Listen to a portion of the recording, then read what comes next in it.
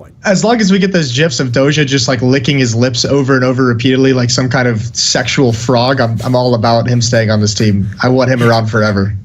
This might sound like a mad comment, okay? This might sound out of order, Moses.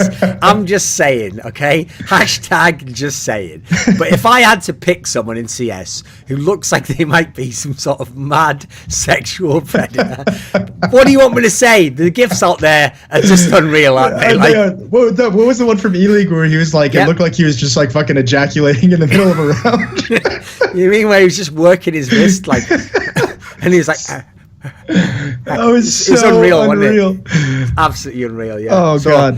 When I did my research on Renegades for that video I did where I kind of wrecked them, I think it was like either early this year. Yeah, maybe early this year. I remember when I actually was researching Azza, someone actually told me that he had a rep in the past of Counter-Strike of being like what they call a caker, which is their version of choker, basically. Now, on LAN, he didn't do particularly well. And I have to say... It's a good term, right? If you look at a lot of these, I mean, obviously, I'd say, someone like Warden's more of a caker myself, but just my own joke there. Shout out to all the old school people who know what I'm talking about. So some people get over being a caker, like Fraud eventually did. It's legit. This is where you give the exclamation point, Thorin. So anyway, that's not bad. Could still be talking about choking. So, I mean, ironically, those players never choked on anything in their lives. Like, it all went down nice and smooth. No Heimlich maneuvers, no fingers down the throat. Okay, that's enough. That's enough of that. Okay. So anyway, so you get the point, is that... Yeah, he's the logical one to replace. I do think, to a certain degree, I think I would lean more towards Devil's side of the story than I would Envy's, I think. Moses sided with the Devil. I think I've heard that before. The pity about him leaving this team is it will not save him from Thorin-related roasting. He is still going to be a favorite target of yours for no fucking reason. No reason. Definitely not that he's just shit at the game Counter-Strike, but paid one of the highest salaries in the world. That'll have nothing to do with it, I bet. Just a mean guy out there. Oh, again, you're like one of those fucking Nip fans, right? Why are you being mean, saying Nip is not number one in the world with 0 titles? That all they are getting is lots of money, and to be shit and have -30 at a LAN. Why can one guy be allowed to say this? Devil Rose out of nowhere for no reason whatsoever other than to just destroy. Okay, I will admit, the difference with the Dren and Devil and Smiths is that I will also roast them in a match where in a scenario where they're not playing in the match and it's actually totally unrelated to them. Yeah, and I'll just bring them up. And I imagine they might sometimes be sat at home like, why am I getting roasted? I'm not even at this fucking event. And I'm like, you see that guy with the up shot? Didn't know Smiths was playing. Like, fucking hell! It's like that isn't. I will admit that's a bit hardcore, but it is still just jokes, guys. Just harmless banter. So I think there's a lot of young talent that's now coming into the scene. I think it's in all these, like, you see Dignitas rising up, see Heroic having good games. All these new teams that are coming up are actually forcing some of these older teams and older players who have been dominant for so long to really have to reinvent themselves as players, as teams. It's actually pretty cool time period in Counter-Strike right now, I think. See, that makes it seem like if you then addressed like Astralis and you were like, oh, why are you guys always having to reinvent yourself? And then Device does that like fucking Bruce Banner out of the Avengers. He turns around. The secret is I always lost confidence in myself. Like, brilliant. And scene. VP and Na'Vi not being here obviously makes it not as tough an event because they are like 2 of the top 4 teams, Then you got to add European, always downplaying in North American success. That's the way it is, man. It's happened every ESEA LAN. Yeah. So, I mean, yeah, obviously the crowd advantage at ESEA LANs was incredible, It really used to buoy you up a lot and intimidate the opponents, Well, no, this is the point I had. We had the enforcers. That's why we had the enforcers on the team. Like, similar to hockey, where there's like a guy that's shit at the game. You put him on the team because he's just going to body check and bully the fuck out of the star player from the other team. We had that in CS as well. I had Mo on my team. Complexity C9 had Sempis. He would literally just get up and start shit. He went around, he starts shouting at you, fucking noob, just like I don't know, worse than that actually, like much worse. If you've ever heard Sempis shout, it's much worse than that. And that's basically what the crowd is these days. They're like an enforcer, and so to speak, just like.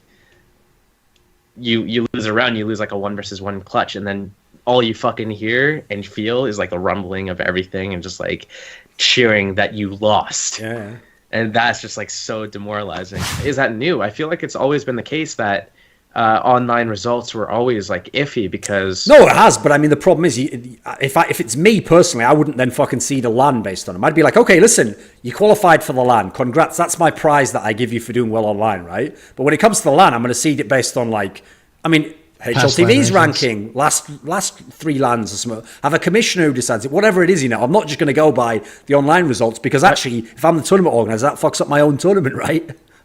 why wouldn't you just go by Valve's major standings from 8 months ago?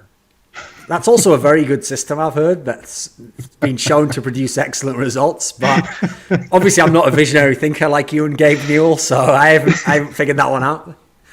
Also, in general, I mean, I'm surprised you're in favour of a lot of the Valve policies, you know, but, you know. No, I think a lot of them make sense. So, I mean, I don't think any of them need to be repealed, really. They've made the right decision in almost there's every There's not a single one I Yeah. would like to see repealed. Yeah, not a single one. Well, I thought that Swag guy was pretty cool, but aside from that, free demands. So yeah, the guest this week, everyone, is Semler, obviously. And by the way, Semler, love you, mate. Always been a big fan. Always enjoyed talking to you. But you right now, your look is fucking unreal. You just look like if I got you one of those French Legion hats and put it on your fucking head with those glasses and that mustache, you look like some out of the 1915 or something like that. What is that? What are you doing right now? Are you at war with the Prussians? Can you please answer that? What is going on right now? I just got out of the trenches. I'm on leave back at home. Okay. And yeah, no, this is my attempt at a mustache so far. It's fucking frightening me. There's still 20 days. There's still 20 days left before the end of this month, and I can shave this abomination off. But we're on the ride, boys. Let's go. You do realize the problem. He's got a better mustache than Henry. That's for damn sure. Well, that goes without saying. But here's the problem, Sam. I know how to take that look right now. You can keep that look, and I know how to make it look amazing. I'm also going to go into French history. All you need is, you need the little, like, Aramis out of, like, the Three Musketeers. You need that little bit below the lip, you know the little, like, line that goes down? Here. That's what makes it pimp. I used to have that back when I was 20. That makes it look pimp. The little thing like that, yeah. I bet you did. And I bet you were going up to girls in LA all the time. I am French from the... And they were like, oh my God, he is so... Well, I don't know why they'd be talking French. Eventually everyone starts talking French accents. If anyone's noticed, it's the one accent Thorin can do. So I'll stick with what I know. I don't try to branch out too much, you know. I can only do the one apex fucking happy broken half accent, and I just stick with that the whole way, right? So if Semler says that Stewie is the linchpin, then I think he should think, if you think of his style of play, he should be called the Marchand linchpin. Because his style obviously is just to run through a motherfucker's face till you ain't got to worry about him no more. That's basically his approach to the game. And the problem is, basically, yeah, obviously, if you don't have the tactics, you're running against a brick wall that's like a Virtus Pro. Yeah, they're not just going to lose to the same tactic like 5 times in a row. You know, it's probably not going to work. There's been, myself included, a lot of people have defended players like Shroud and Skadoodle in these games, but like it's Shroud wasn't as bad, but like Skadoodle now, I don't know if his performance at DreamHack is, I think it's indefensible. Like I even I defended him when he was playing rougher, saying he'll get back there, and then like I defended him when I said he's no longer a superstar. As long as he has the impact that he had at Pro League, he's fine. Yep. But now he didn't even have that impact. And it's getting to the point where you can't keep defending this for long enough, and I'm just kind of like off that Skadoodle train now. Like this was kind of like the finish. What was it, like 2015 Cologne? Yeah, basically, it was the last time. A year and a half ago, and it was you and I on the desk having an argument over Skadoodle versus Guardian, who is the best opera in the world. And at that point, it's a logical discussion. Now the discussion around Skadoodle is he even a top 3 opera in North America? And, I mean, the only argument for saying yes is because there's no one else good enough to even be in the discussion. Like, that's the thing. It's not that there's people that aren't better than, like, people that are better than them. It's just that there's no one else to even compare them to. Do you want to know an insane... Here's something that'll really sober you up, Moses, and bring you back down to earth on the whole Skadoodle thing. So think about this sentence here, right? Are you ready? This sentence here. Tariq is a better NA AWPer than Skadoodle right now. It's probably true. Now, the reason why that's ridiculous, right, is because over a year ago, Moses came along to a CEVO event. He wasn't actually like casting out, but he just came along to the event. And at the event, we were talking to Tariq. I won't explain this scenario, you know, and I'm not going to like leak anything or whatever. But at the time, he was just being like, you know, his own exuberant self, and he was trying to like big himself up, you know, like, I could be the best NA player. And like, he was saying ridiculous shit, like, you know, I could also be like the best AWPer. And we were like, well, that doesn't make sense though, because you're like a pretty good rifler, you know, why don't you just play rifle and play entry? And he was like, no, I could be the best like primary AWPer. And at the time, that was a laughable comment. And at the time, obviously, Skadoodle was the best by far. But it's not even a joke right now. If Tariq picks up the AWP and played it as much as Skadoodle, he'll have more impact right now. You see those guys, that's the reason they're the ones, Shroud particularly, who are crying about people making fun of bad players, because their solution isn't, well, it doesn't matter, I'm going to have my shit together and prove them wrong. No, their solution is, well, I kind of know this is going to continue, so let's deal with it now, you know. Like, what do you think of this, Samler? Come on. Security. I mean, you nailed it right there, though. No. All right, what I mean by that, right? You know, you nailed it with the point that let's take Scott, for example. No, why did you say it in that like mad manner, like security? Just leave it there. No. That was a tease. I kind of wish he had handlebars to go like security. Yeah.